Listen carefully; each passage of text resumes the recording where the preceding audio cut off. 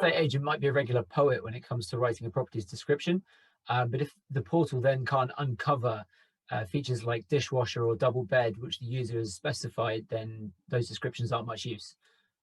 Today I spoke to Wendy Geeraert, who is the co-founder of Colibry, which is a data company which helps property portals make the most of the data that they have. We talked a little bit about natural language processing, about common requests from property portals, and a little bit about the future of personalization on property portals. If you like the video, don't forget to subscribe below. Hi, Wendy. Thanks very much for being with us today. Could you start off with a little bit about what Colibry does? Yeah, thanks for having me, first of all. So with Colibry, we enable real estate, cars, and job portals and websites in general to personalize their customer approach to a variety of data and AI solutions. So more specifically, our mission is to accompany those companies to grow their revenue, market share, and build future businesses with a focus on a seamless user and customer experience. So with Colibry, what we're actually doing is we're capturing the value out of the data, turn it into personalized experience, resulting in more website traffic for a starter, higher conversion rates, faster deal cycles, and a data-driven revenue stream. So the reason why clients for us would choose for Colibry is usually because we have really focus on those three verticals. So real estate, cars, and jobs. A lot of know-how focused around it instead of the general e-commerce businesses. And a second part is because usually it's either working with us or doing it internally. So why are they then working with us and not doing it internally? Is because they can reduce their risk of such AI projects. And reduce time and costs of the implementation. Okay, and how did you get into the industry? Do you have a background in real estate, or a background in data, or a background in both? Actually, I'm a civil engineer and architect of education, but yeah, my parents, they always invested in real estate. So from child on, I kind of grew into it. And then later on within real estate, within my studies, I specialized in data-driven architecture and engineering. So I kind of combine both of them. Okay, could you give me an example of maybe some property portals that you've worked with recently and what you've been doing for them? Yeah, so for example, yeah, one of our latest clients is Geeraert, and yeah, known to by you guys as well, I guess. What we're doing with Geeraert is actually it's helping them to improve their data quality. So really specific on that part, they have the idea, the plan strategically to actually personalize a complete website. But before we can do that, and that is typical, what we see is our clients, depending on the data maturity level they have, we start with enriching, data capturing, enriching the data, and then growing into the more personalized, funky data and AI stuff. But with them, we start with the first step is the enrichment of the data based on natural language processing. So out of the descriptions, we're getting more keywords, making sure that their data is more accurate and yeah, better as well as quality-wise.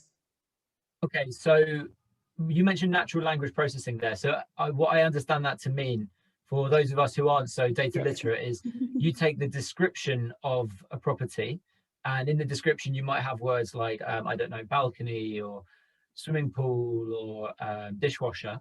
And these are, correct me if I'm wrong, these are things that maybe aren't included in the metadata, aren't included in the, let's say, the searchable data on a drop-down menu. Would that be right? Indeed, yeah. Besides the actual searchable data, what we're doing, because NLP is indeed capturing those keywords out of the text, but we're doing this in two different type of ways, because it depends a little bit on what the business case is. Some clients of us actually wanted in the, to be searchable data, or to have an extra filter, or to have a summary in the detail page. So usually we make sure that our AI engine is searching checking of which kind of relevant keywords are there in the data. And second part, our clients deliver us a list of keywords that they think is relevant for their business case. And then based on that, we have 3 different things that we're doing: a one-on-one match with the keywords that they want. Secondly, we're looking at different misspells. For example, I can show you a couple of dozen ways jacuzzi is written. We cover for our NLP, it doesn't matter how it's written, he will take the word of jacuzzi out of it. And then as well, we call it in the similar words, such as, for example, child-friendly. That is one of the words that is captured out of the data, usually captured out of data. Quiet, schools in the neighborhoods, that will also be child-friendly. So we define it as a vector space, and words that are closely related will also be captured. Okay, so this all sounds very good, but how does this sort of translate into, let's say, a better user experience and that all-important bottom line in the revenue? Yeah, in the end, because it has an impact on both user side as at the advertiser side, so the vendor of the listing. So first of all, listings that, if the metadata isn't searchable by machine, then that listing won't show up in the results. That's the first thing. So what we see is, depending a little bit on the type of client, how they get their data, we see a lot of missing fields, typically between 30 and even 60% of missing fields. So that means that if a user is searching on those type of fields, he will never see that type of listing with missing data. Metadata in that case. So that's the first part. Second part, what we see is that users are more and more used to have a better definition of what they want. So they want to insert more parameters, more characteristics. So doing the NLP, it will enable the users to have a better user experience. And in the end, as well, on the detail page, for example, if you can present a user with an overview of summary of keywords, they don't have to go through the full text description to actually have knowledge of, is this listing actually a match with my criteria, yes or no? Okay, and so the reason that maybe these portals don't have this method or these keywords extracted, is it maybe because of, I don't know, the way that the real estate agent is writing the descriptions, or is it something else? Is it something to do with how the portals are initially processing the data? A bit of both. If they're getting their data from a third party who is actually capturing all of the data of real estate agents and brokers, then usually what we see is that those parties don't value data enough, I guess. As well, what we see, so that they don't have enough metadata description fill-ins, so where real estate agents can actually fill in the metadata themselves.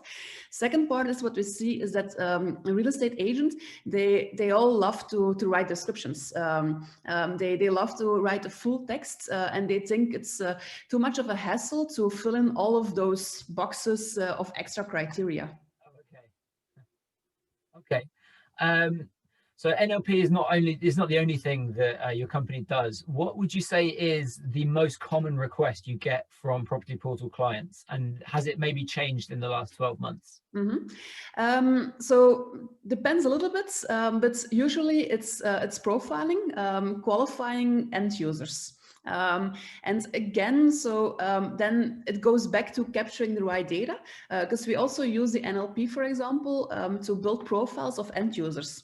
If we see that in the description, it states always a user is always looking at those descriptions of houses more thoroughly, that are that have a kitchen to be renovated or as child friendly, we can profile those users as DIYers or young families.